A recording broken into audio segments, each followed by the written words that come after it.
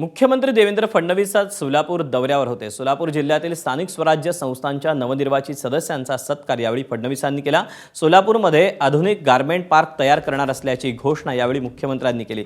तर पंढरपूर कॉरिडॉर संदर्भात व्यापाऱ्यांना विश्वासात घेऊन तुमचा धंदा 10 पट वाढेल असंही त्यांनी म्हटलंय। पंढरपूर कॉरिडॉरचा दुकानदारांनाच फायदा होणार असल्याचं मुख्यमंत्री म्हणाले।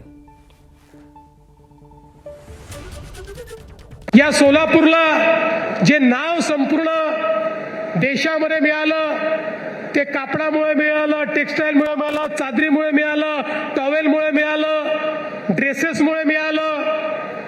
आणि म्हणून मी आज आपल्याला आश्वासित करतो, एक आधुनिक रेडीमेड गारमेंट पार्क देखील या सोलापूरमध्ये आम्ही तयार करू आणि त्यातनं इथल्या लोकांच्या हाताला काम मिळेल आणि आपल्या शहरामध्ये मोठ्या प्रमाणात या ठिकाणी समृद्धी येईल। देशभरातनं या ठिकाणी माऊलीच्या दर्शनाकरता, पांडुरंगाच्या दर्शनाकरता लोकांना यायचं असतं।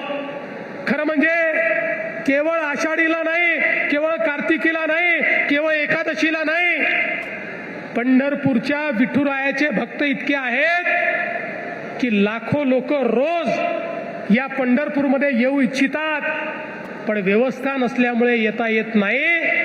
आता इतका भव्य, इतका दिव्य, इतका सुंदर कॉरिडॉर आपण तयार करणार आहोत की ज्यामुळे पंढरपूर नाही, या सोलापूर जिल्ह्याची अर्थव्यवस्था बदलून जाईल। इतकं जबरदस्त अशा प्रकारचं कार्य हे त्या ठिकाणी आपण करतो। एबीपी माझा, उघडा डोळे बघा नीट।